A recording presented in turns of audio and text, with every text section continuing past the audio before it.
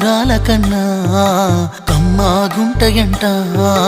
లేక లేక నేను ఫోను చేస్తే నువ్వు హల్లో అన్నవంటే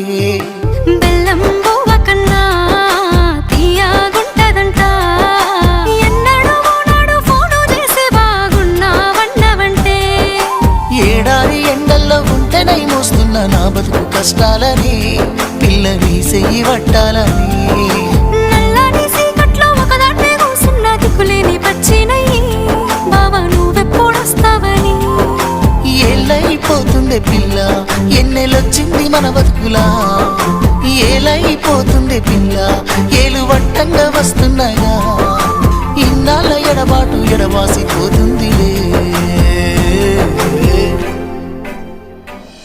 ఈ సీనయ్య గుంటున్నదే సినదారా నీ కోసము ఈ దూరాన్ని చెరుపుతూ తీరాల తెగిరింది అందా